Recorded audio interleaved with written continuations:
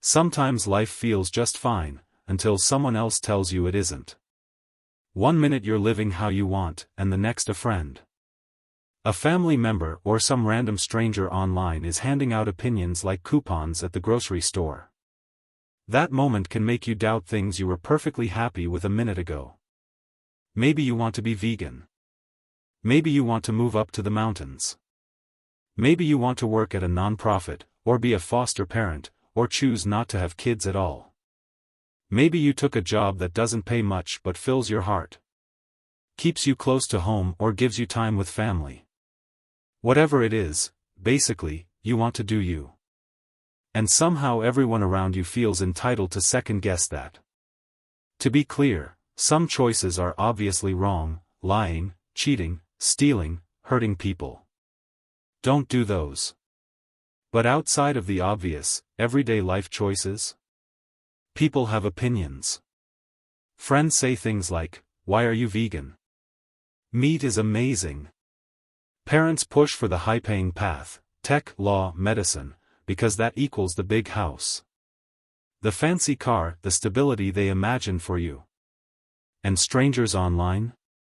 They'll tell you to quit your job, start a business, and chase generational wealth like it's the only measure of a life well lived. They'll weigh in on what you wear, who you date, where you live, how you parent. It can feel relentless. But who really knows you best? You do. I grew up in a good neighborhood with a competitive school district.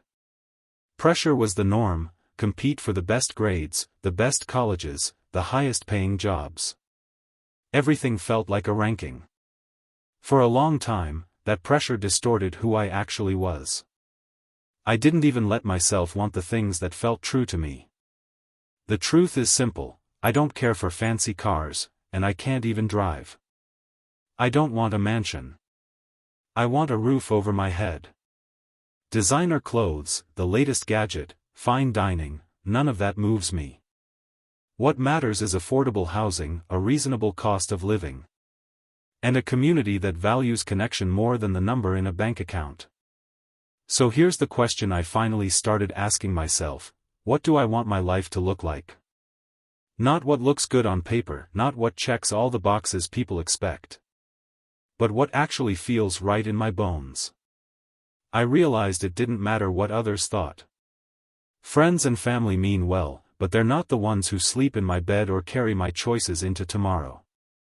I can thank them for their advice and then do what's right for me, and if you're like me, what God wants for you too. We all have an authentic self. It deserves to be front and center.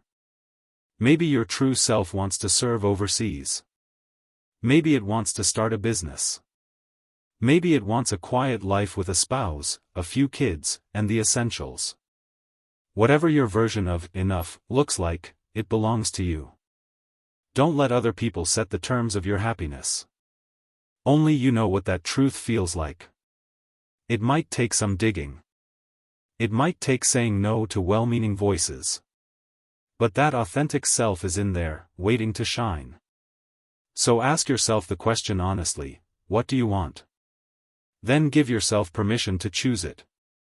Live it. Trust that living true to yourself is a good kind of brave. Keep choosing you.